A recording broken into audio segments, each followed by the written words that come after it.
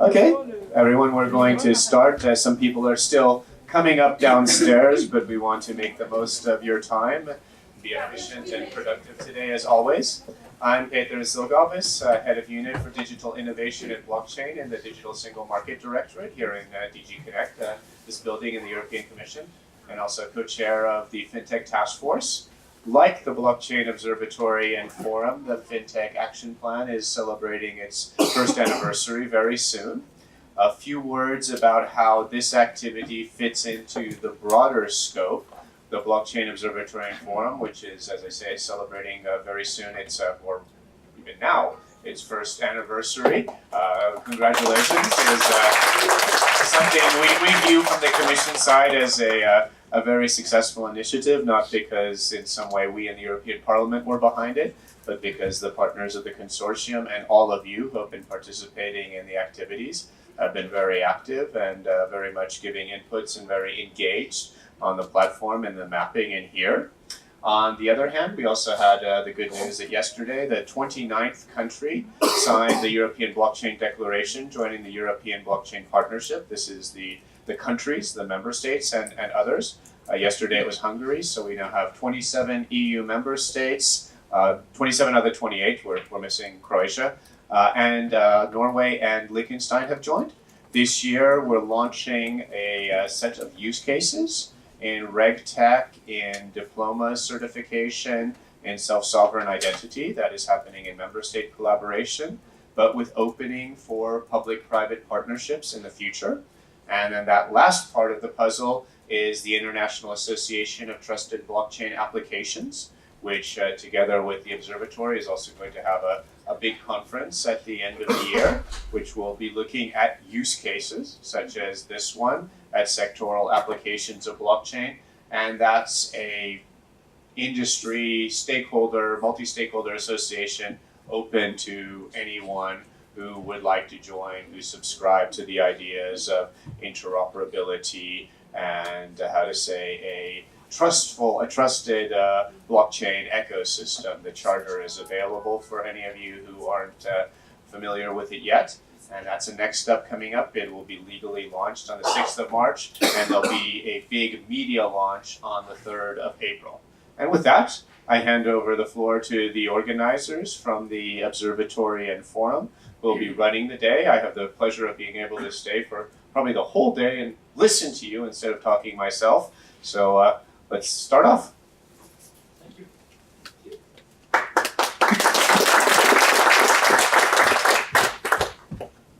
Thank you, Peteris. Good morning, I'm Ken Timsit from the EU Blockchain Observatory and Forum and from ConsenSys. So welcome and thank you for joining. Today's workshop warrants your attention for 3 reasons. First, like all workshops, it is recorded and will be live streamed, not live streamed, but will be available on YouTube. So you're on TV.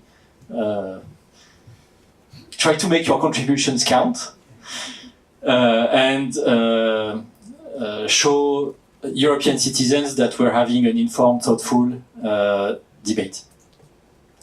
Second reason, so after Bitcoin, tracking and tracing and supply chain is probably the oldest use case of blockchain.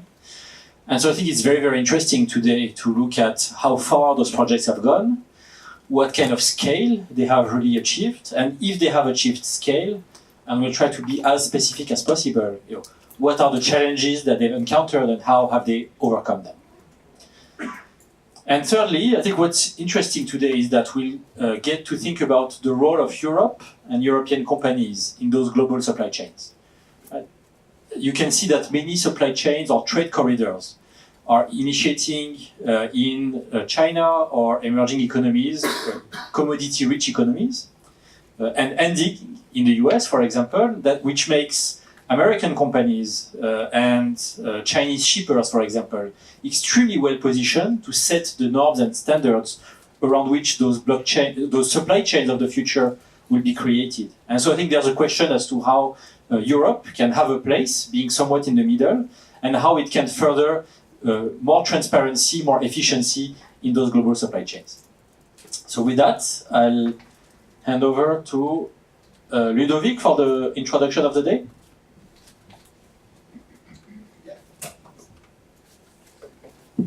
Sure. So welcome everyone. Thank you very much for being here. Now we start seeing same faces over and over again. We are always happy to welcome you here. New faces also, so thank you very much. I won't be long on the introduction of the day. Ken already told you most of the key messages that we are going to handle today. But very briefly, so if that works. So you are all aware that supply chain and traceability are one of the top use cases that have been highlighted since the beginning of and rise of blockchain technology. And what we are seeing today is that we have multiple actors that are trying to improve these supply chains using blockchain. And these actors are mainly the buyers who are looking for the buyers who are looking for more detailed information. These consumers are much more aware of what they are buying, and they are looking for more detailed information about their products. We have also the sellers who see that information as something that is valuable and that could be merchandised on these markets. And these merchants are of course looking into improving their supply chain systems, which often still are paper-based, very slow, very inefficient. This is of course not the case for all of them, but this is the main pain point that merchants are trying to solve today. And finally, enforcement bodies. Some representatives are here in the room, and we are going to have a very nice presentation during the day from EU IPO. Are looking to be more connected and get more reliable data about what is happening on these supply chains, and so we are going to explore that aspect during the day. The use cases, Ken told you already a bit about that, and I'm sure that you're all aware of them. There are some projects that have emerged all around the world. Of course, not all projects are on the map. I would invite you to go to the EU blockchain map, which is in our website, to have a broader view about what is happening here in the ecosystem, and you can see here a few names that are the most often cited projects on this type of use cases. And finally, as Ken said previously, the US and China are really at the bottom and the start of trade corridors and are very well placed, taking ahead the lead for supply chain systems and implementing supply chain systems. And what we are going to ask today is how can we in Europe be able to set up systems and be able to have champions emerging in this ecosystem. This is a very important question that we will have to handle during the day with 4 main objectives. And with that will be the end of this quick introduction. Proven benefits, of course. We talk a lot about blockchain technology. We talk about a lot about what could be what could be the added value and what could be the benefits. But we talk less about what are the proven ones. And so it will be very important during this panel to have clear views about what has been proven as real benefits. The emergence of flagship projects, champions, like I said before. And finally, the 2 main elements that we will be more tackling in the afternoon sessions will be the main hurdles. We talk a lot about scalability, we talk about a lot about privacy, we talk a lot about governance. And these elements are maybe slowing down the adoption of these supply chain management systems. And we want to think about it all together today. Again, this is recorded, so please be very active during the day. The objective is to have a full conversation between all the people here in the room. We have many experts in the room and in front of you today, so please be mindful of that and leverage it as much as possible. And finally, of course, we are going to try, I hope that we will manage that, but try at least to give a vision about what these platforms are going to look like in the future. So without further ado, let's start directly with the panel of today. Vitus will be moderating this session, so Vitus, please, the floor is yours. Thank you so much, Ludovic, and welcome from my side. I'm very pleased to be able to moderate this eloquent panel here. We will start with a short presentation so that you all know what we are talking about today and what the background of the panelists are actually. I would like to start with Maxime from CrystalChain, and I apologize to all panelists. I was charged to be a strong timekeeper, so please don't take it personal. It's for the benefit that we can get a lot of information in a short time through to the audience. Maxime. Hello everyone. First of all, I would like to thank the European Union Blockchain Forum and ConsenSys for inviting me and organizing such a great event. My name is Maxime Michelot and I work as a consultant for CrystalChain.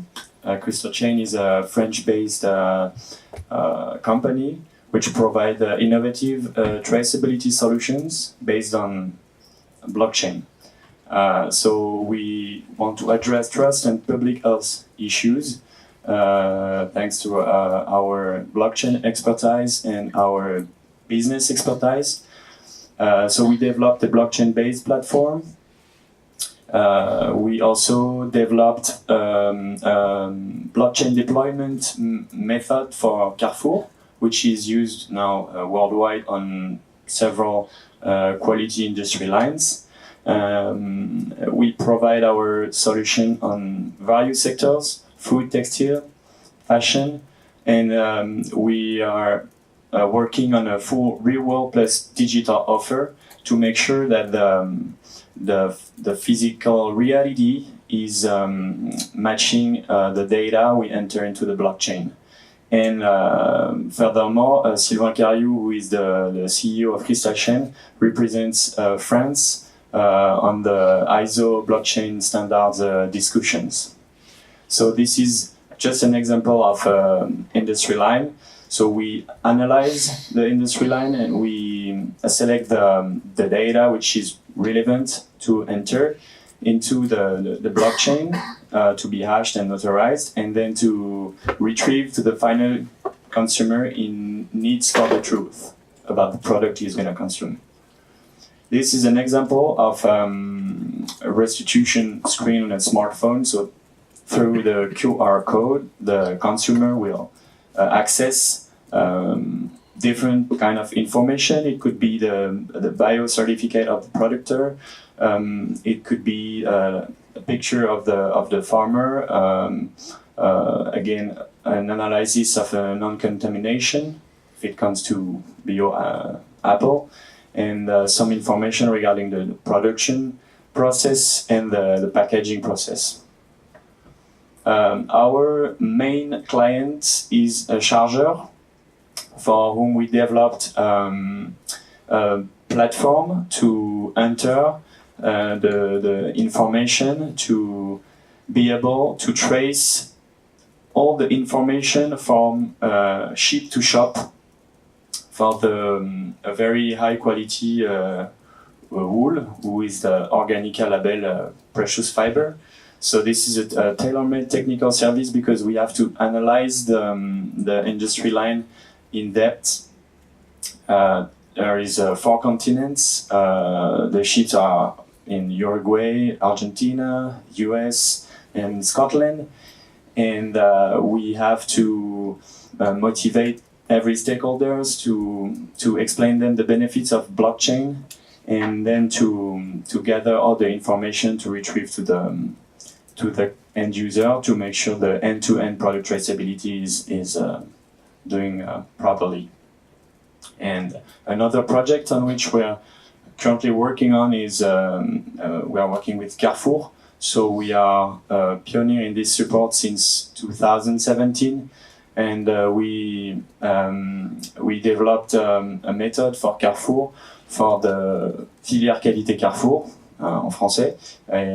Donc quality lines. The first one in Europe was the Poulet Fermier d'Auvergne, and now we are using this method to blockchainize, sorry for the neologism, to develop several and different various kind of industry lines.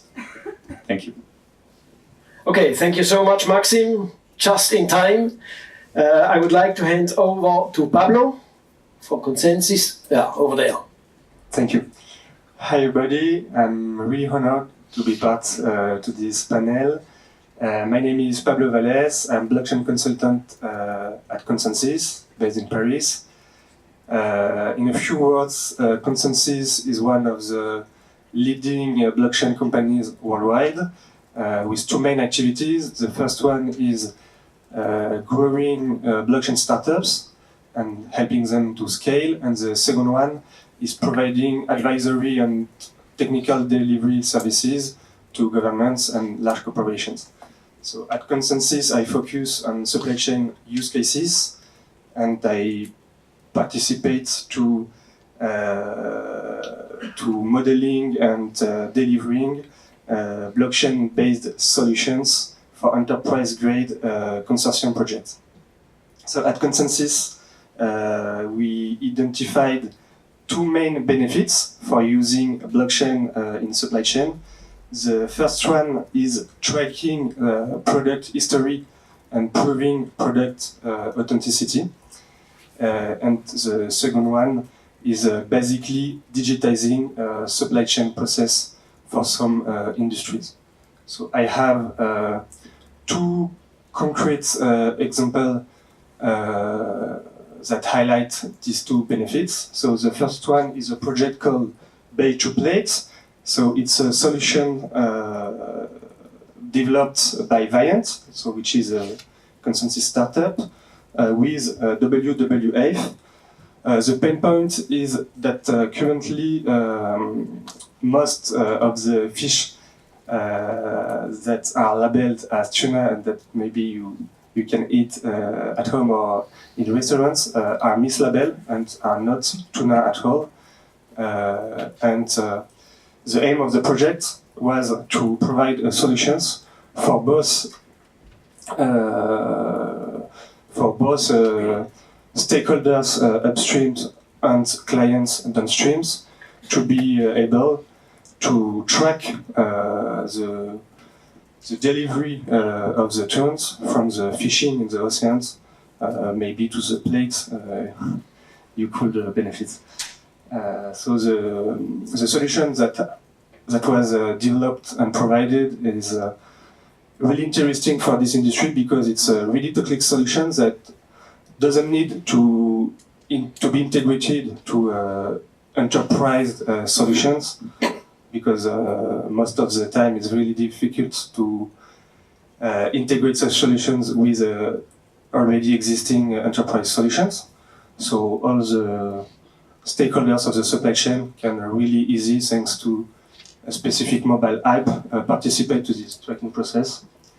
At the end, the final consumer can access all the tracking information and be reassured about the origin of the tuna he is enjoying. The second example is a project Congo. So ConsenSys partnered with Congo, which is a startup that is backed by around 15 key industry players, including banks, trading companies, certification companies, and one industry major. And today the pain point in the international trade is that paper is still low, and it generates a lot of frictions regarding supply chain processes. And thanks to the Congo platform, which is a consortium blockchain-based solutions, we can basically digitize basic supply chain process like ships certification or financial transactions between different stakeholders, and it enables to have really significant gain. Today we estimate that thanks to the Congo solutions, we increase the global productivity around 40%. Thank you very much. They're very kind panelists. They are making my life easy. I would like to hand over to Marina. Oh. Yeah. Good morning, everyone. My name is Marina Niforos. I'm here in my capacity as a consultant and advisor to the International Finance Corporation, which is the private sector arm of the World Bank Group. The IFC is not yet a global player in blockchain, so my apologies to the fellow panelists. But they are a major player in economic development. And it's in that capacity that they have started a collaboration with me and other experts in this field to understand how blockchain could impact the way that companies, but also public authorities engage to conduct business and promote economic growth in emerging markets. The work started about 2.5, 3 years ago. With initially a focus only on financial services because of the nature of their own portfolio. 2/3 of their client, the members of their network of clients are financial intermediaries in emerging markets, but a big number of them are actually in supply chain finance. So even the financial services aspect of that work is actually relating also to the functioning of efficient supply chains. The second aspect of that is how to be able to sustain international trade. The global value chains and the supply chains that underpin them are the arteries of global trade. And since the financial crisis of 2008, this in global commerce has been stagnating, if not decelerating, because of lack of transparency, exceeding complexity, and therefore the cost of operating these increasingly complex supply chains has been increasing.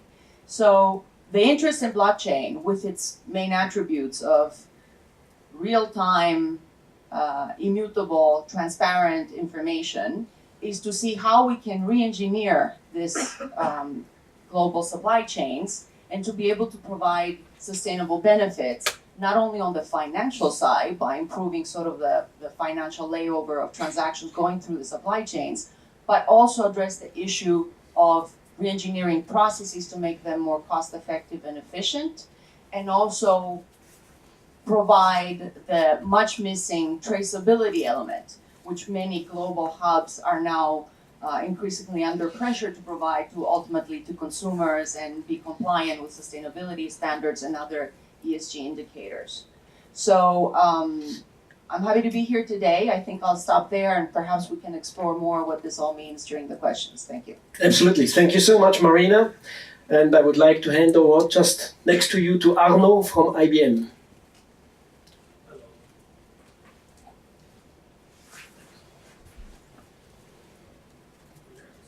Yeah. Hello, hi. Yeah.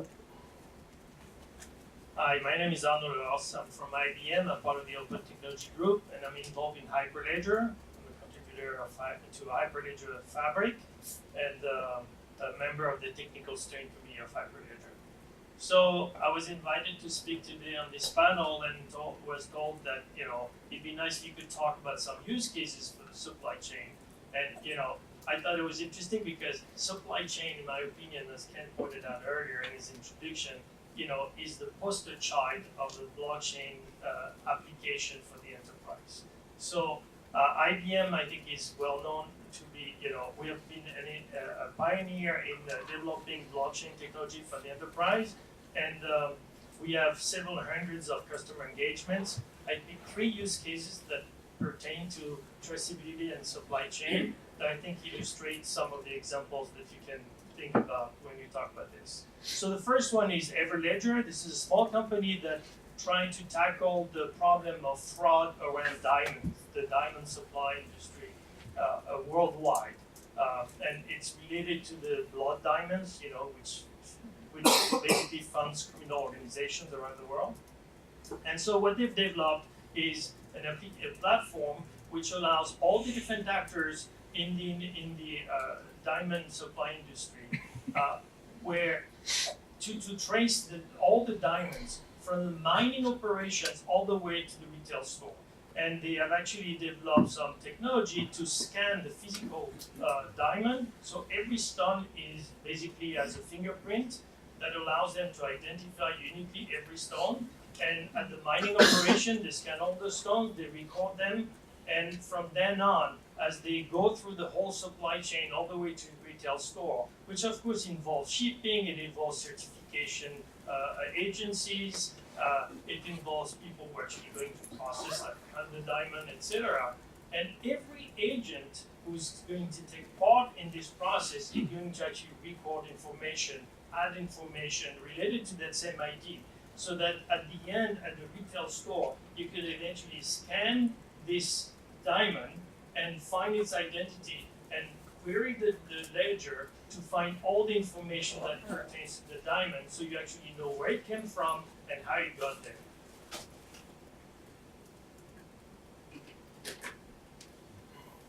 So another platform we've developed is in the food industry. There is, tremendous regulations around traceability when it comes to food, especially with regard to contamination. Yet a lot of this is actually still paper-based, and the reality is today when there's contamination, we see those outbreaks all the time. The industry is incapable to quickly find out where the chickens, for instance, if there's a chicken farm that was contaminated, nobody knows where those chickens are. The information is somewhere in the paperwork, but it takes so much time to actually get there that they have these massive recalls that actually lead to a lot of waste. So the platform we have developed, which is known under the term IBM Food Trust, basically allows all the different participants in the food supply chain to record again all the information that pertains to the different food items. So in the case of the chicken, you can imagine that at the farm, the chicken can be actually tagged with a unique ID that can be traced. So you can find out where the chicken come from, and you can actually trace the chicken all the way from the farm all the way to the store. So that at the store on the shelf, you can actually find out which chicken come from which farm. And in fact, there is also an IoT component interesting to this, because you can imagine that the tags have a thermometer attached to them so that they can actually record changes of temperature and ensure that the cold chain has actually been kept intact as well. And by the way, what's interesting is, it's something that everybody has an incentive, because when you have contamination, it's not like one store is going to gain from having another store have some contamination outbreak. The reality is they all lose, because if you hear of a contamination, you just don't want any chicken at all. You don't say, I'm going to buy it from that store and I'll be fine. Okay, Arnaud, may I propose that we go more into details afterwards in the discussion? So, can you... So that's my last example, which is more European. It involves Maersk, which is the biggest container shipping company in the world. And so, again, so it's interesting because TradeLens, so the platform is called TradeLens, and so it's a cooperation between Maersk and IBM, but the platform is open, anybody can join. And so it's obvious that, the main problem that Maersk has is to ship a container from point A to point B. The reality, though, is the biggest challenge is actually the paperwork associated with the container shipment, because they have actually done studies that show that they need up to 30 different stamps and signatures from different organizations, actors, during that shipment. And of course, Arnaud, I need to be rude now, but you give me a good chance that I will give you the first question on this one afterwards. Fine, thank you. You're welcome. Hey, May I ask? Sorry, just one request. As I mentioned earlier, the session is recorded, so if you could put your phones on silent, that will help with the broadcast. Thank you. And second last, Angel. Yes, thanks. So my name is Angel Versetti. I'm the CEO of Ambrosus. Ambrosus is the world's first distributed IoT network. In other words, we enable sensors and other physical objects to interact with blockchains. I'm actually quite happy that the previous panelists presented to you various use cases of the supply chain, because I'm going to focus on the technology that enables those use cases, which is our primary focus. We're not necessarily focused on business solutions, but we create tools to build various business solutions. A short overview of our company. So we're based in 4 different countries, 3 of which are in Europe, 60 people worldwide, over 50 existing use cases, clients and partners, over 200 currently in the pipeline, so that means being developed in the private mode, 60 people in the team, and a big global community. We've won a number of different awards and partnerships. We're also recognized as the EIT Rising Food Star. It's part of the EU government's initiative on food innovation in Europe, and a few other recognitions that we've received.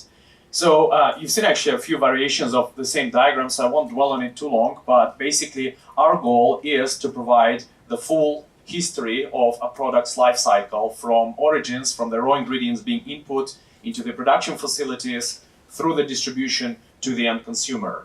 And the biggest question here is, how do you assure data integrity? So Ambrosus is actually focused on assuring data integrity by connecting IoT to the blockchain.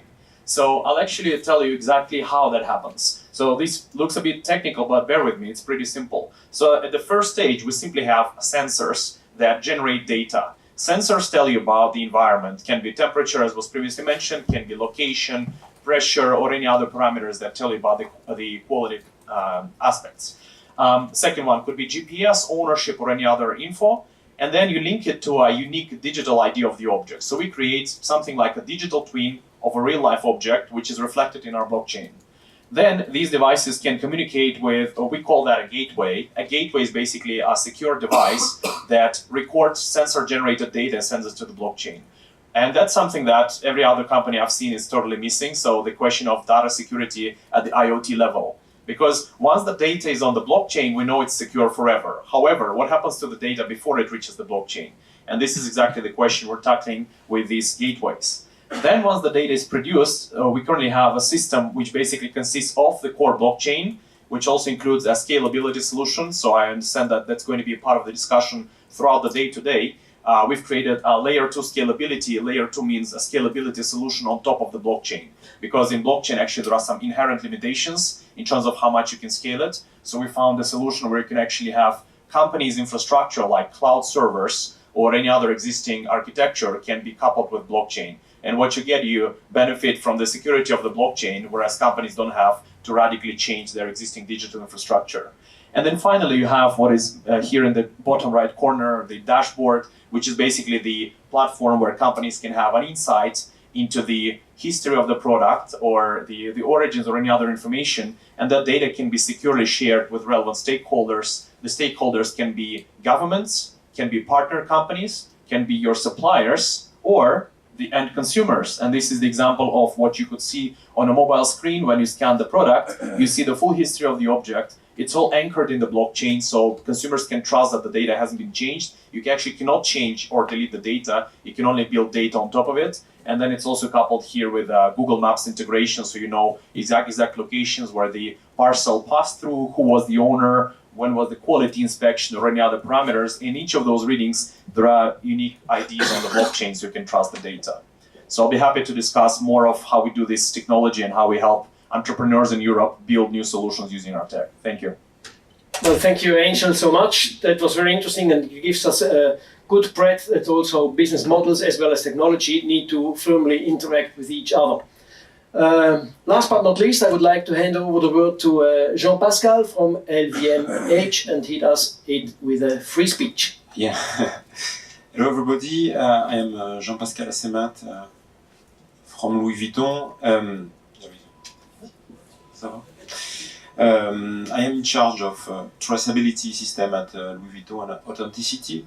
So we are not selling, in fact, blockchain system to our customers, but we are interested in what can be the usage for our customer and how they can be reassured, for instance, on the origin of raw material, the origin of the façon where the product has been made. So product information, authenticity of the product. Regarding authenticity, we have blockchain, but also we have more problematic.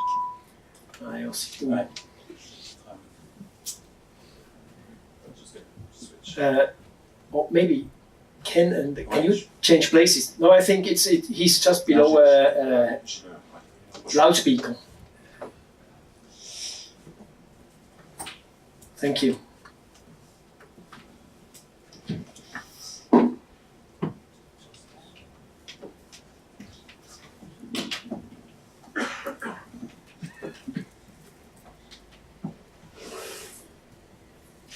Sorry for the technique. It's better now. So authenticity. So we have blockchain, but our problematic would be how I link blockchain, something virtual, to a physical product. Our clients are buying bags, in fact. So how can I link something in the blockchain to my product, ensuring authenticity? And on more logistic side, we will be interested in how can blockchain can ease custom. For instance, we have some product, a site-test product made of crocodile, and which have a lot of paper to manage in order to pass the border. So how can blockchain can ease that process? And last use case is the control of gray market. Okay, if I'm selling some product on one market, how can I ensure that this product will be on that market but not on another one? Thank you. Okay, thank you so much, Jean-Pascal. Now I would like to start the panel discussion, and as kind of the rules, so all panelists are invited to talk whatever they feel is relevant, and please elaborate on as much as you like and feel useful for the audience. For the audience, please feel free to ask questions for understanding. If it is not clear, ask that immediately. I will save some time at the end of the panel for an open Q&A, for a discussion, and there will be in the afternoon anyhow a big workshop session where we'll discuss in depth different aspects of the technology. So bear with me if I might push some questions to the afternoon in order to keep the discussion in the morning running. I would like to start with Arnaud. I interrupted you, and I would like to come back to the TradeLens example. 2 years ago, the IBM Maersk Corporation was very well known and was kind of the flagship project in supply chain and blockchain, and logistics and blockchain. And the fascinating thing there was that basically its traceability as well as all the processes around, so the transactional part, could be combined in one single technical platform. If I look at the presentations we have seen just now, and I think they are pretty representative for what's happening in the scene or in the industry, I see that basically one aspect is the traceability, which is now a very dominant function, whereas all the transactional issues they have gone. Is that something you realize also in your work, Arnaud? All the transactions are gone? Transactional issues, they are not really covered, so it's more kind of data storage, traceability, whereas the transactional issues, they are not really mentioned anymore. So I think they are not mentioned, and in a way, I mean, this is a good thing because we shouldn't focus so much on the technical aspect, and a lot of us in our industry say, we will all be better off when we don't talk about blockchain anymore, because right now it's so much the focus. But so I think, transactions are still very much there. It's just that indeed, fundamentally, the blockchain is a new type of database, which is not under the control of single entity. That's the big difference, right? And especially when you talk about this kind of enterprise blockchain application, basically what you have is a common repository, which again is under the governance of a set of organizations as opposed to a single organization.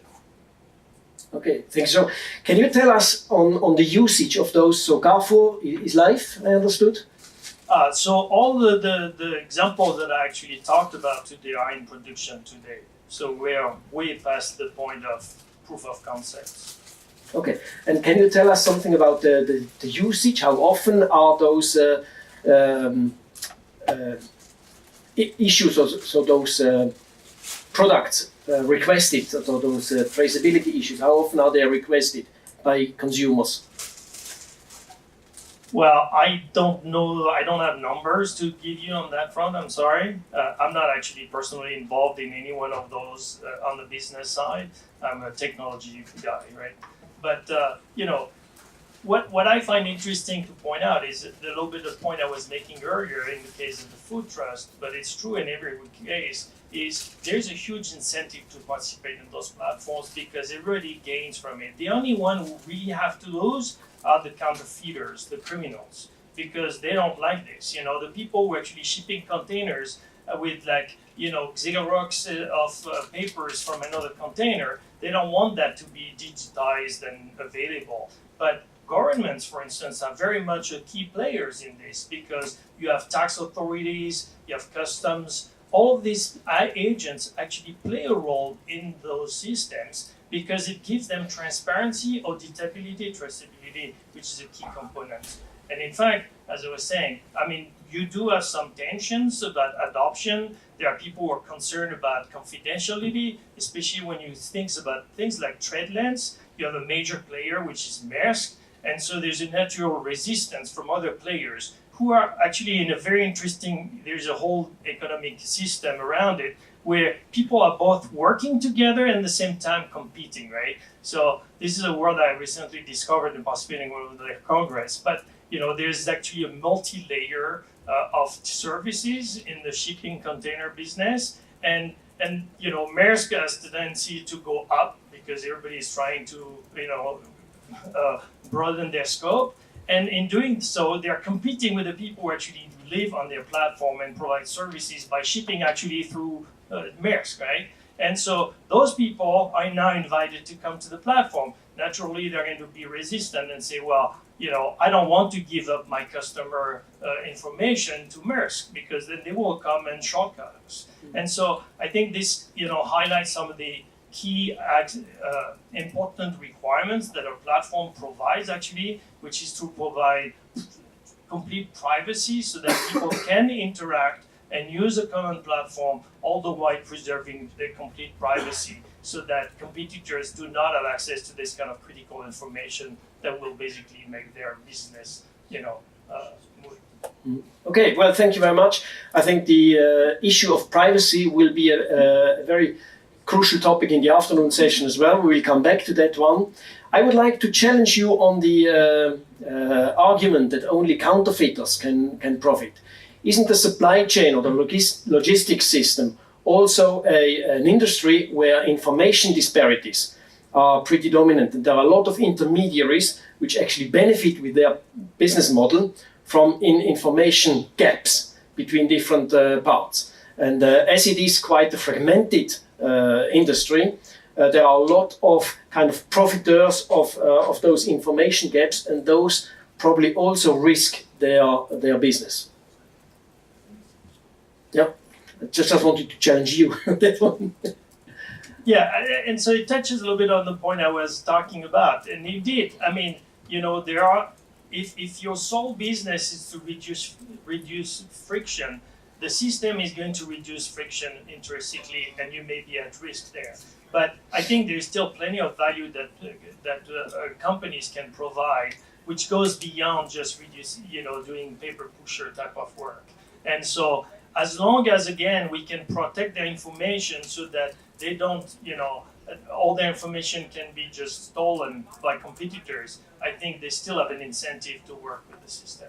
And this notion that blockchain is going to eliminate all the intermediaries, so we don't need them anymore, is clearly proven wrong already, right? We've seen that in the finance industry where people say, all the banks are going to be gone because we're going to have cryptocurrency, you just trade directly with people. And we already know that's not going to happen. The banks play a major role in developing those blockchain-based platforms. And the same will be true there in supply chain.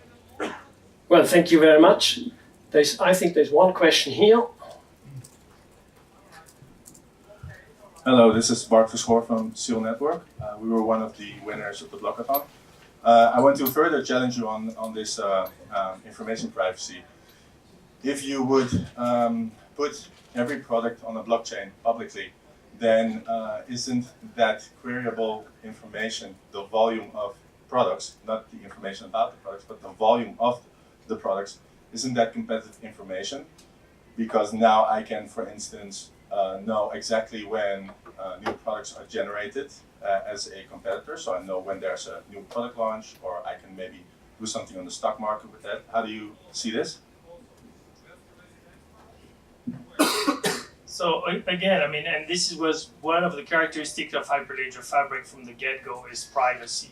And we take that very seriously because you're right. If you do have access to this information, you know, this is going to be a problem for a lot of people. And that's why the system is designed so it cannot do this. And this is something that keeps improving. We're actually leveraging zero-knowledge proof that allows you to actually use a common chain without giving anybody access unless you want them to have access to that information. All the while allowing auditing, so auditors can be given access and do have auditability. So zero-knowledge proof is king there. We can actually hide all the information. There is no correlation. And I mean, to be fair, I think these permission networks do bring this kind of value that you do not necessarily have in permissionless / public networks. Okay, so that's one of the big differences. Thank you very much. Seems to be a very hot topic also for the afternoon.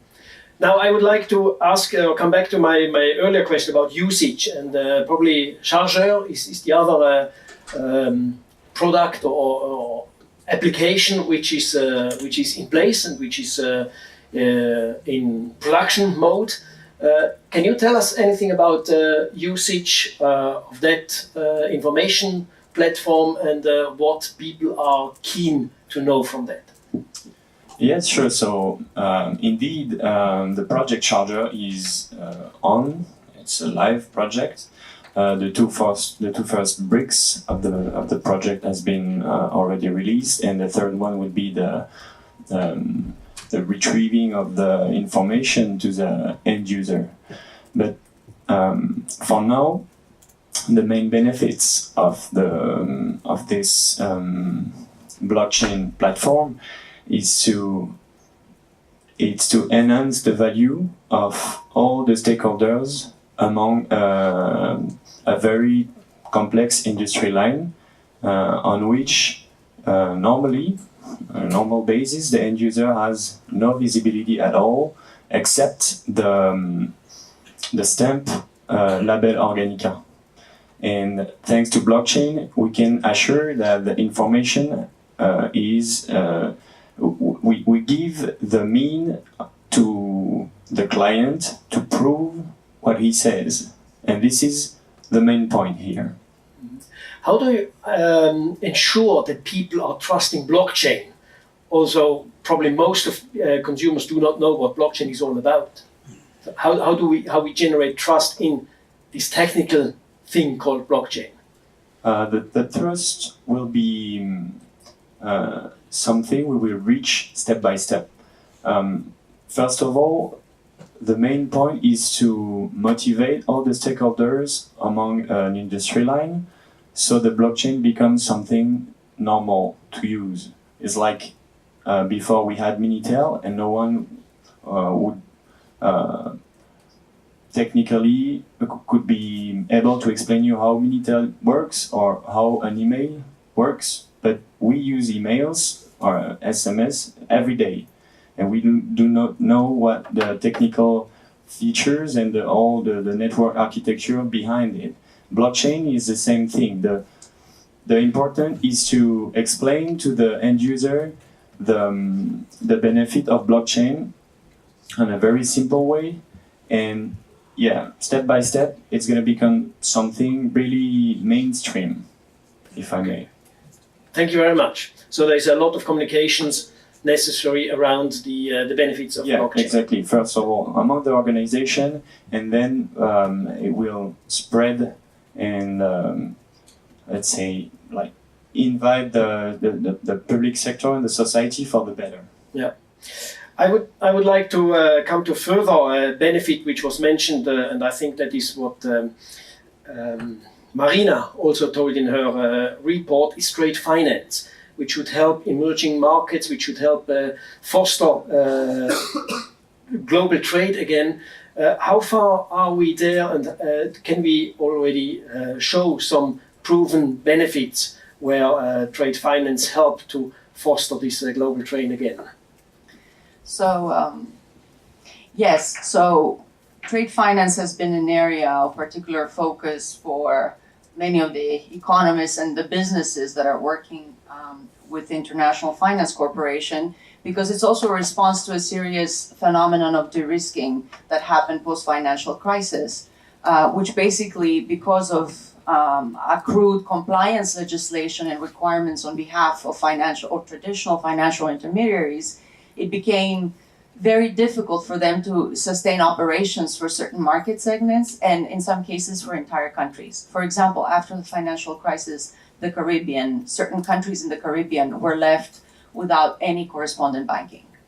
So this was a serious problem of access to finance for individuals, but also for SMEs. And so I think a lot of the mobilization and the early sort of initiatives that we saw around blockchain focused a lot on providing access to finance for small and medium enterprises. And we've seen a few sort of consortia initiatives that have taken place, some of which are here in Europe, and I think Arnaud mentioned one of them. So actually you didn't mention the European one, but IBM is behind that one too, correct?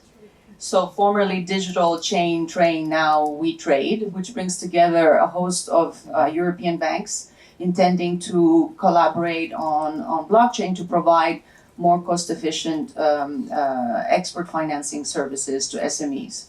They're by far not the only initiative. There's also a similar initiative called Fast Track Trade, which is based out of Singapore. There's a Chinese-based initiative called Gate Chain. There's Marco Polo, which is sort of an offshoot of the R3 consortia. A few group members have gotten together to launch that platform. There are several initiatives that are underway, focusing either on specific smaller elements of supply chain or providing sort of an end-to-end. I think this is an area that has tremendous potential. I can't say that it's become a massive phenomenon enough on the blockchain side of things to speak of significant impact. What I can cite is a recent report that was released by the WTO on the potential of blockchain, how it can advance the agreement that has happened between signatory members of the WTO for the trade facilitation agreement. And so they have actually cited that the implementation of blockchain initiatives in finance, but not only, could provide an additional 1 trillion of trade in the next decade. Okay, if as you want to also state the kind of state of the art in blockchain and supply chain, if you see the whole potential as a 10, where would you rate the current operational status where we are? So if 0 is not use of the potential at all, 10 is maximum usage of potential, where do you feel that currently the world 4. is? Already at a 4. Okay. I think there's a lot of serious work that's being done that's not necessarily as publicized as a lot of other sort of more hype-prone initiatives, mostly in permissioned sort of blockchains and sort of internal work in consortia that has less of publicity. But I think that that has the potential actually to take off a lot quicker because the members that are involved, although few in nominal numbers, command integrated global chains. So they have thousands of suppliers behind in several countries and have the market power also to kind of provide that inflection point for the full network effects to be felt. And looking from a global standpoint, Ludovic mentioned that Europe might be lagging behind. Do you see that in the same way, or where do you see the concentration of this, let's say, development of those 4? I don't have the research data to back whether Europe is behind or not. I know that some of the publicized initial initiatives happen closer to Asia. So I would say there's a concentration of early stage initiatives that happen either in Singapore and Hong Kong and China or in trade with those countries. So the first pilot that Walmart had with IBM was actually with China and meat provenance from China. So I think there's a lot of energy and innovation coming out of the Asian continent in this field. Okay, thank you so much. I think Pablo can also contribute from a global perspective there. Yes, maybe to add some tangible insights about the current and existing project. In introduction, I mentioned the Congo project, which is a commodity trade finance project. So today, this project has already 2 modules, 2 components in production. So they were released last year at the end of the year. So the first one is a KYC component. So basically, when stakeholders participate to financial investments, for example, they have to provide documents to prove that their profile match with their legal requirements and expectation. So this is a know your customer process, and if one actor has to operate with 10 different banks, he will have to do the same process 10 times. So basically what the Congo KYC modules enable is to do it only once instead of 10 times. So this is a real benefit in terms of productivity. And the second module is a module of letter of credits. So this is exactly the same problematic. If you have to participate to letter of credit process, you will have to send the same document to different stakeholders of the process, and by using consortium blockchain-based solutions, you will have maybe to reduce the number of documents and processes you have to fill. So these 2 modules are already in production and are used by the Congo consortium yet. Okay, we were mentioning before that the financial industry is very strong in moving forward on blockchain applications. Trade and logistics, supply chain, they are basically the poster child, as Arnaud mentioned, as they should be. Do you see already some synergies between the 2 industries, or are they developing totally separate yet? Is the question for me? Yes? Yeah, I think you're, well, anybody else who has a meaning on that one, but I think you have a good overview on activities in the field. I mean, from a business perspective and from an operational perspective, there are concrete synergies between supply chain and traceability process and financial process, because most of the time financial transactions are incorporated in the processes. So at the moment, what we observe is that there are initiatives on both sides, so on the logistic and supply chain side and on the financial side. But my conviction is that the different initiatives should rely on technological standards that are interoperable, because in the future we will have to plug the different solutions to create new services that don't exist today, but they could bring concrete and high value for both the upstream supply chain, so for the supply chain stakeholders themselves, but also for the downstream supply chain, so for the end consumer and clients. Okay, thank you very much. Now, so the benefits seem to be pretty clear in the area of transparency, traceability, in easing of the different processes. Now let's come to the next chapter, which might be more worrying. What are the basic hurdles? And I would like to start with Maxime, as you had quite a lot of projects already gone through.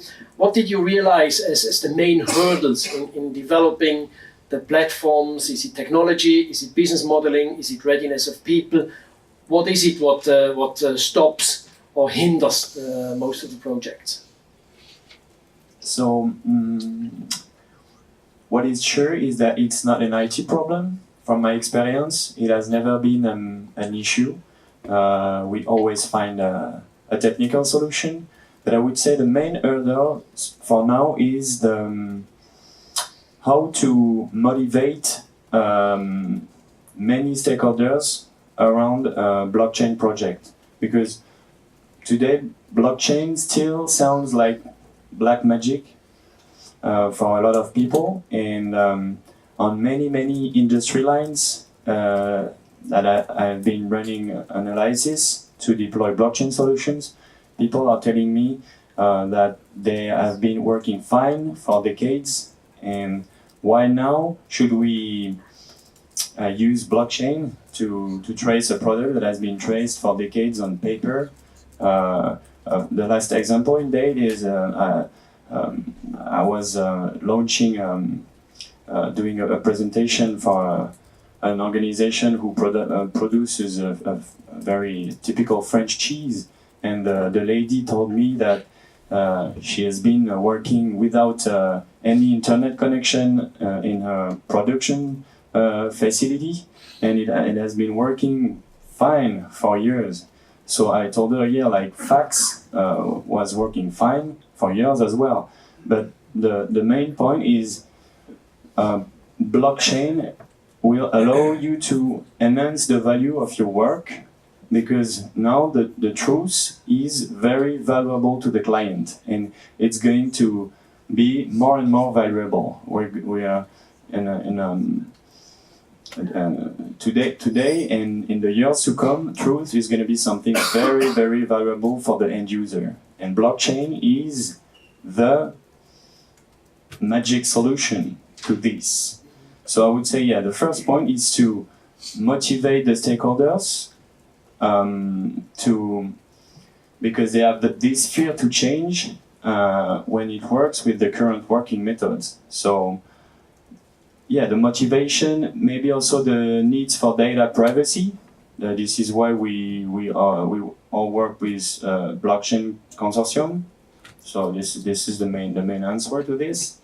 And there is also this subject, which is a growing one, about the interoperability between the blockchains. Because if we, as a private company, offer a solution, a blockchain solution to a client, it's very important for this blockchain solution to be able to communicate with other blockchain in the future. And there is many different kinds of blockchain offering many kinds of technical benefits. So all the people involved into the development of blockchain solutions should have this in mind. Okay, so we first need to get the trust in order to have the trust machine up and running. Exactly. Okay, cool. Well, I think Louis Vuitton is one of the companies which actually do not have the problems of these transformational changes which are inherently to the adoption of blockchain. What are the hurdles which you nevertheless have encountered? One point important for us is that, and I agree that blockchain should be a value for our customer.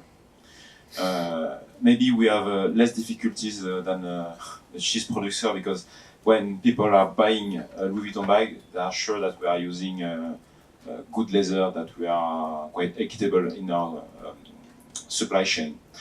But young generation, in fact, want more and more transparency. So we cannot just rely on, okay, Louis Vuitton is a quite big brand, you can trust us. So blockchain can help us to have more trust on raw material, on where it has been done. But the difficulties will be that we are selling physical product. So, or are we going to link, maybe a certificate in the blockchain with a product? Or we are going to ensure that it's not a counterfeit, in fact. So that's the first point, linking with physical world. The second point will be the digitalization of the process. Because if we want to gather data, we need that at some point we have some digitalized process. And in our, I would say, the manufacturing world, a lot of things is done manually. So we need to add sensor, we need to add, machine that are getting some data.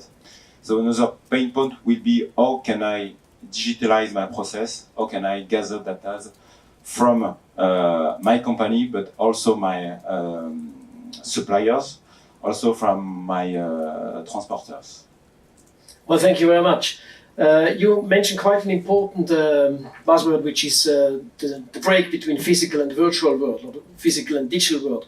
And I think having Angel on the panel gives us a good opportunity to ask him the question, how can your technology help that you can trust the sensors which are providing the right data into the blockchain so that we can finally trust the blockchain? Well, yeah, you use tags basically, but that's not the most interesting part.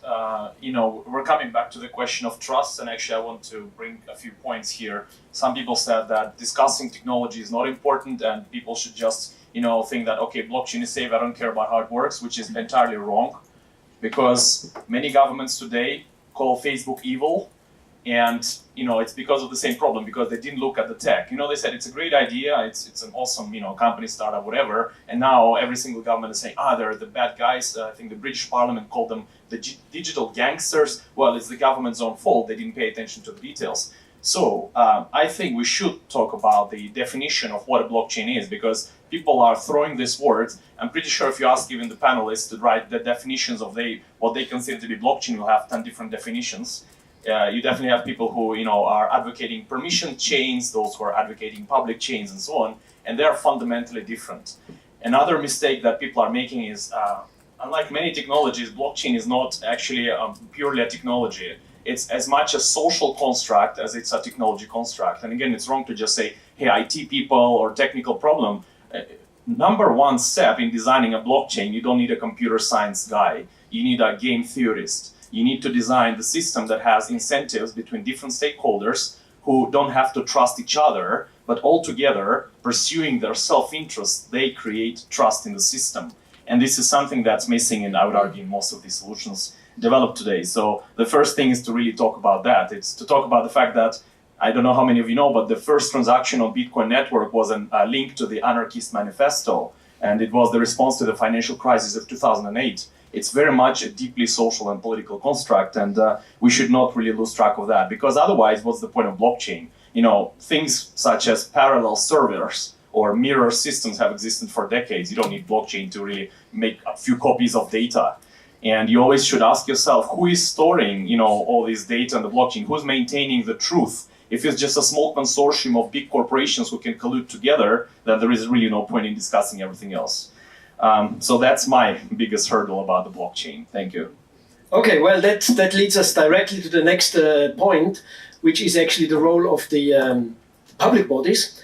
And I think when we heard at the very beginning, so it was an anarchist manifesto, get rid of the banks. I think in the same way, blockchain was often also announced to get rid of the governments and all the public bodies. I think Ken or Ludovic mentioned it this morning, that it has been a kind of a turn, so to say, that there are institutions which in their own right, they provide trust. Today, be that European bodies, be that national bodies, or even industry bodies, which are there to provide this trust. How the technology can now just take it over, especially if the technology itself is not understood. And I think your example on Facebook is quite talkative, because we don't really know what is happening behind there. But we are all using Facebook. Now, on blockchain, it's even much further down the road, because we are not even using yet blockchain all the time, and we don't understand it there either. So, in the report, which I think you have even brought some examples here, which very worthwhile report to read. Marina, you mentioned there are 3 points, which especially also in emerging markets, are kind of hurdles which we have therein. There is kind of the role of the dominant players, which are already in market, which basically are the incumbents and the ones which business models might be questioned. There is the skill base, and also I think that relates to the understanding of the technology. And there is the role of the public bodies, which basically are there already doing something, some parts of the jobs which we now think the blockchain can take over. How do you see, especially this third player, in relation to the other two? Okay, so just the report is the IFC report on blockchain and opportunities for private enterprises in emerging markets. I'm not the only author, there are several other authors. And what you just mentioned actually is not just a hypothesis that was put forth by me, so I can't plagiarize also other people's work. It was first put forward by Catalini and Gans in a paper they did. Catalini is at the MIT. And so he offered, he basically is an institutional economist, transaction cost theorist. So the idea was that blockchain offers an opportunity to provide tremendous advantages by lowering verification costs and network costs. So basically you get almost to zero transaction costs by removing intermediaries and basically bootstrapping markets without having to recourse to a central intermediary. Now, the hypothesis that I did further was in areas where you had less dominant market players, like emerging markets, you had more of and no legacy, heavy legacy systems. So there we address some of the issues about potential resistance of dominant market players to any new technology that might cannibalize their existing working business models, that it would be easier and it could provide a platform to leapfrog from an innovation point of view in several areas of their economic development. Now, this is the theory. And I understand where Angel comes from because, of course, the birth of Bitcoin was after a huge shock to the international economy and basically the system that underpinned it, capitalism and globalization and the institutions that made it happen for the previous 4 decades. So I think there is a strong anti-institutionalist element in that. But on the other hand, I think we do have a responsibility to balance the interests of emerging business models and the interests of citizens and ensure that the governance is not only aligned in terms of the business models and create the incentives for the stakeholders to on board, but ensure that the kind of things that we did see through Facebook, we have enough of a view early on to provide safeguards. And I think in order to encourage the take-up of this innovation, we cannot do it without also thinking that there are several actors right now that are invested with mandates, whether it is to protect citizens or protect national sovereignty, they will still be there. And if we want the technology to work and be adopted, and therefore the full network effects and benefits be felt, they have to be part of this equation. And so to come back to the original question, I agree with the colleagues on the other side. I think that the other things have been said, data privacy, technical interoperability, scalability, etc. But I think governance challenges and regulatory challenges are perhaps the biggest hurdle we're coming across. Because now that if the blockchain is coming to a certain critical mass, it's in much more friction with an ongoing working economic environment, and it has to find a way to transition. Both have to find a way to transition. So, specifically when we're talking about supply chain, there is a role of public authorities. And even for the economic participants who are not public authorities, there are certain issues that require clarity. For example, what's the legal validity of their transactions that they're having on the blockchain-enabled supply chains? Yep. What's the jurisdiction in case there are problems? What are liability provisions? And then for the authorities themselves to take it on the positive side, there could be tremendous benefits. If they're part of this governance structure, they could also benefit from tremendous reduction in bureaucratic processes. They could finally administer what they call the national window, which is concentrate all the processes for the export and import of goods through one single area, levy their taxes, and it could be, I don't have the numbers because I read them from the WTO, but I didn't retain them, I'm sorry, but I will direct you to the recent WTA report that has quantifies how much each country could benefit, up to 90% of an increase in the volume of trade by removing administrative procedures. But these issues need to be clarified. Mm-hmm. So these issues need to be standardized not only, so we need not only technical interoperability across borders, but we need also regulatory convergence. Okay. Do you see that those problems are being addressed by those public bodies? Well, the public bodies here are addressing them, so I guess they're doing their work. I think there are several organizations from a standards point of view, from sort of multilaterals that are working on different areas, whether they be the World Bank or the regional development banks, or ILO is working on it, the WTO is working on it. Are we close to having universal standards? No. Okay. I think that might be something interesting when we have Chiara and Peteris here maybe in the afternoon to discuss how we tackle that to bring Europe forward on this occasion.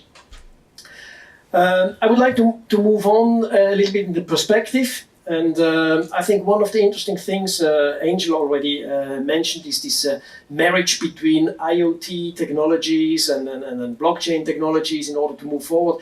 Do you see, or how do you see the development going forward? In the technical sense, or? Yep. Yeah, so as I mentioned at some point, blockchain is a repository of truth, right? So you have to trust what's in there, but if you can't trust how the data got there, if the most typical example of how people record the data is just a truck is moving with sensors just, producing data, then they're recorded somewhere on an Excel spreadsheet, which is then, from every car given to somebody else, and then that somebody else in a week puts it on the blockchain through a central server. Then from the technical point of view, that's nonsense, right? Because you have so many opportunities to really, change the data, to put what you need and so on. So you always need to look at, real-time data integrity. So you need to have secure protocols linking physical objects or physical devices that produce data. These can be two possible solutions. And then you record in as close as possible to real time these data sets, because that makes it, I can't say impossible, but very close to impossible to manipulate the data or hack it. Because of course you can always say, well, what if some guy just takes a sensor with temperature and puts an ice cube on top? Yeah, you could do that, but that's not how people really cheat in the cold supply chain. They just falsify the data. So of course, the funny thing with the supply chain is that unlike most of the IT systems or finance systems, which are purely mathematical, if in there you create a mathematical model that works, it works. In supply chain, we're dealing with the real world. The real world and supply chains will always have some tricks, right? So you can't have 100% certainty, but right now we have, maybe 30% certainty, and we can increase it to 95, which is already going to be a huge boost to the global trade, to trust between different partners, to trust of the consumers, that even the big claims that a lot of companies are making that, oh, our food is organic, or this, bag or whatever was produced sustainably. What does it even mean? We can go back to definitions. And with the system of transparency, people can actually verify for themselves, does it really correspond? One of the basic examples for Europe is this green leaf label, organic food label. I was myself surprised to find out that actually doesn't guarantee that it's GMO free. I thought if I buy something with this green leaf, it's going to be GMO free. No, it's pesticide free, so it's organically produced, but the seeds can be still GMO, genetically modified seeds. I was shocked, and I talked to a bunch of people. They say, oh damn, I'm buying this food. I thought I'm paying, and it's pesticides free and GMO free, and turns out that there can be a separate label that guarantees, oh, it's now GMO free. So it's situations like this, and we can go to a bunch of other examples in other industries where there are labels that in most cases corporations themselves have created. So it's there's a governmental push, of course, but there's also companies trying to one way or another to move around the rules, or just create some marketing-based proposal, and to use the proper word, to fool the consumers really. Then this is where this authenticity of data from IoT is important. So you're marrying two technologies, and technically speaking, it's difficult because IoT itself is another big topic for discussion, just like as blockchain. But if you're talking about smart cities of the future, and Europe has a lot of initiatives in smart cities, Asia, every single continent has it actually. A smart city is a city that is, intelligent, that can manage many processes on its own and so on. And one of the basic problems with IoT today is that it can be easily hacked.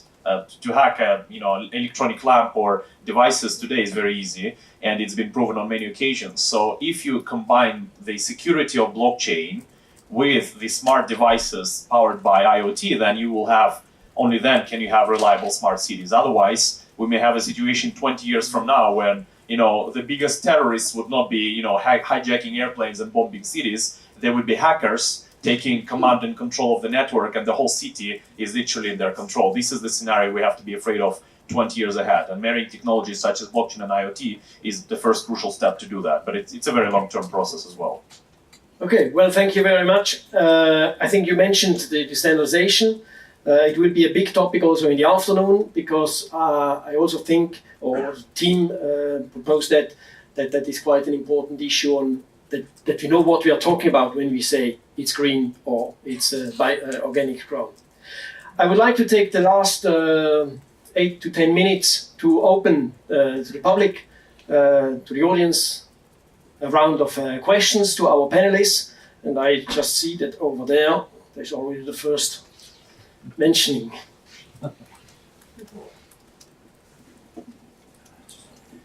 Yes, my name is Sten-Erik Björling. I come from Sweden.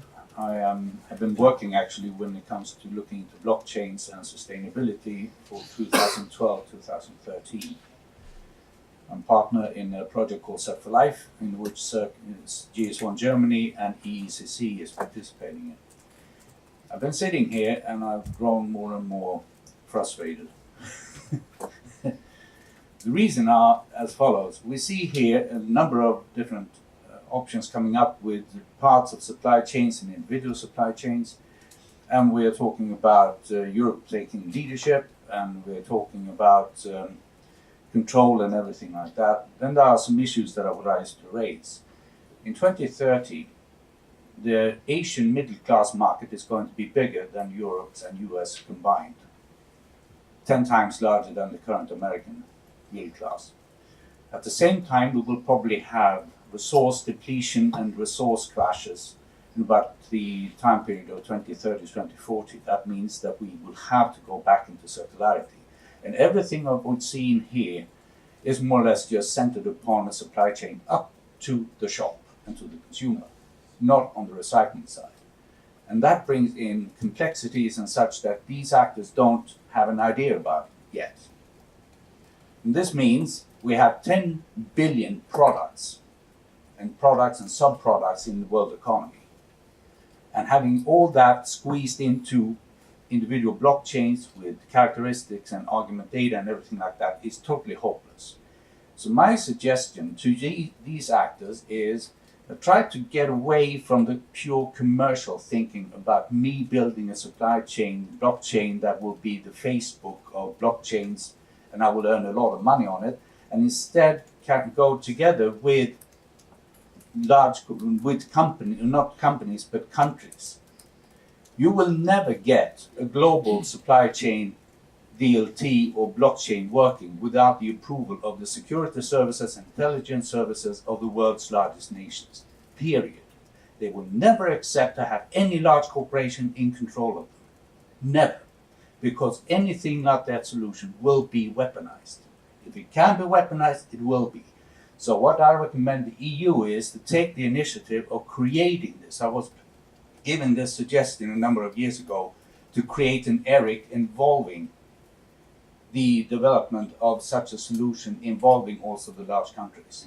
And I strongly suggest that you do that, because everything that I've seen here is too small scale, too inefficient, and will not be secure for the future. Thank you. Well, thank you very much. I think you raised quite some good points altogether. On the terms of who is doing it, we have the discussion on ecosystem and who should lead it. We'll come back to that in the afternoon, and I hope you will stay and give your opinion on that as well, because I think it's a very valid point.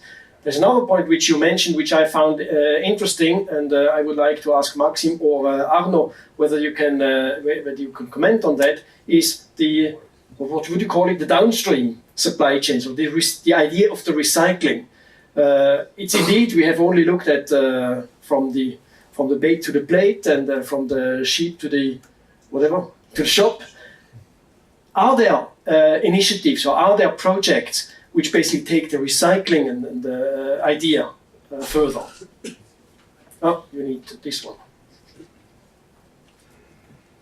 Yeah, absolutely. Actually, there are some that we have advertised, and the name escaped me now. But there is a project that we have helped with regarding recycling of plastic, where in third world countries, where they often get the trash that we put in our ocean, they actually they have set up a system where they can collect the plastic and gain from it by recycling the plastic. And so there are definitely a different application. And more generally speaking, it's not all commercially driven. Obviously, there are people who are looking a lot at leveraging blockchain technology in general for the benefit of the good of third world countries and from caritative purposes as well. If I may take advantage of having the microphone, I wanted to follow up on the point that was made, because I think fundamentally what it touches on is the notion of trust and the notion of governance, which I agree with some of the panelists that have talked earlier, is at the end of the day more of the biggest problem than the technology aspect. And I'll share with you an example. In all of the engagements that we do, we come IBM, right, as a technology provider, and our primary function is to develop a solution for customers. But we have many times ended up being the mediator among the different participants, because unlike databases, for instance, traditional databases where you basically pick a vendor, you install the product on your data center or in the cloud nowadays, and you run with it, as we've all talked about, these are ecosystems, they are consortiums of organizations that need to work together and share the system so they can all use it. And so it does raise the question of governance and how we even define the problem we're trying to solve. How do we, which technology solution we choose to address it? And then beyond the launch and the development, how do we actually run it and maintain it, even when there's a new version? Who gets to decide when there's a new version, when we upgrade, right? And we've seen it, there's this notion of trust, and I want to highlight this aspect. There's been quite a bit of talk about blockchain being trustless system. It's absolutely not trustless, right? You have moved the trust from one place to another. When you use a public blockchain network, you're actually fundamentally trusting the developers and the miners who are actually running the system. When you see cases like as happened with the Ethereum network, for instance, when they had the infamous DAO problem, they finally came to a decision they're going to roll back the clock, and they did a fork of the blockchain. I mean, how does that process come about? You basically are using the system. When you use the system, you're basically trusting all these people, which oftentimes you don't even know who they are, to do the right thing, right? And so, this is something that I always tell customers when they approach me and say, how do we start? I say, well, don't worry about the technology aspect. Think about who you're going to work with. And I think, again, to get back to the point that was made earlier, governments can definitely play a major role in taking part of this, in these solutions, and setting up the governance and actually running the systems. Most probably it will be anyhow a combination of technology and governance, and I think we will come back to that in more depth in the afternoon in a bigger session there as well. Any further thoughts, topics? Yes, please. Thank you. My name is David Solman. I'm from the Swedish Ministry of Finance, also in the Blockchain Forum. So just asking you to elaborate a bit about if something goes wrong. You spoke about data in, and what happens if there is some corrupt data in the system.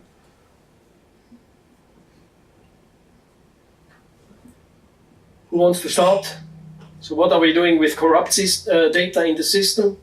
Or how do we prevent it?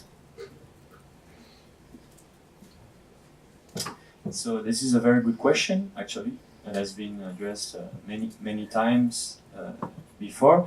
But what is important here is if corrupted data is entered into blockchain, then it's entered into blockchain.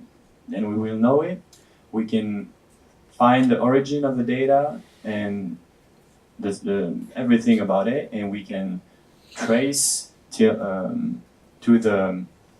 the actual organization or people who entered this data in the system. So this is one of the main answers we can do, and that we could not do. We could not do before. Pablo, you want to add something? Yes, maybe just basically when data is corrupted, so it's inside the blockchain, so you won't be able either to delete it or to modify it. But what you can simply do is creating a new data, and the next challenge will be associated this new data with the workflow or with the product. So I don't think this is a technological challenge from the blockchain point of view. I do think it's more like a process challenge from a global logistic or supply chain workflow point of view. I just wanted to add from a non-technical point of view. I mean, I think we should be honest, and because I hear a lot of things in conferences, I think we should be honest in saying that, you know, the blockchain is not a technology that washes the data. So if it's garbage in, it's garbage out. And so companies who actually engage in initiatives cannot just undo with any process of accountability at the entry of the chain. That process has to remain and has to have certain integrity.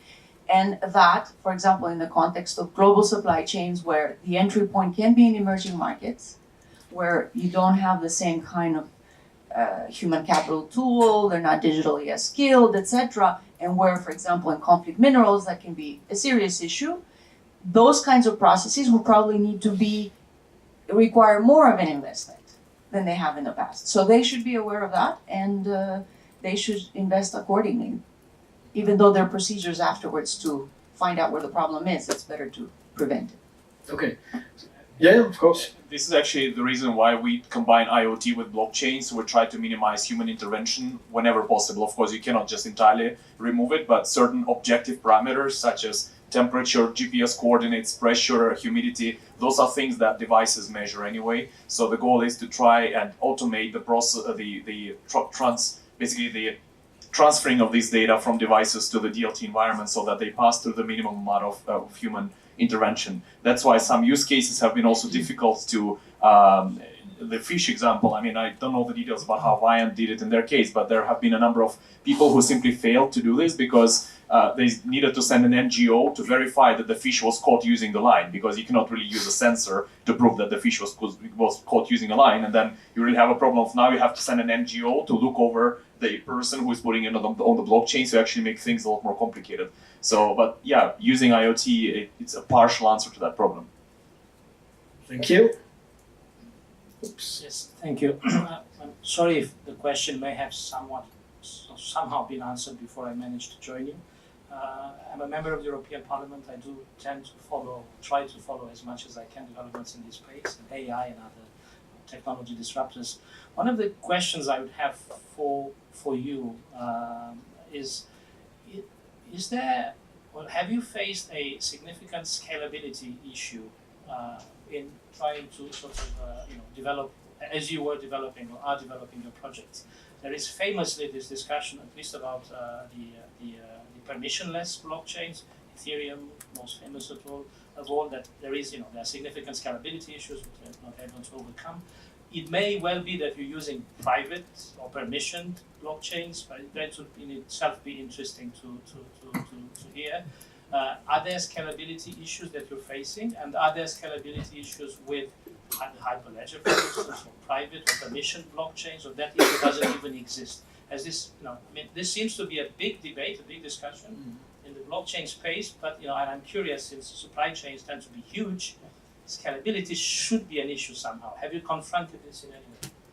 I think I would like to pass the answer to Pablo for the permissionless part, and to Arnaud afterwards for the permissioned blockchains, if that is right with you. It's okay, thank you. Yes, we faced scalability issues when implementing permission blockchain solutions. And especially in the supply chain use case. Why? Because basically today, supply chain are international process, including actors or clients who are spread all over the world. So the solutions that are deployed has to be deployed on international infrastructures. And today, as we are delivering custom permission blockchain for clients who has a very specific constraint in terms of privacy, for example, we do face scalability problems. So we have technical solutions or functional workaround to address these challenges, but it's still a real and concrete challenge today.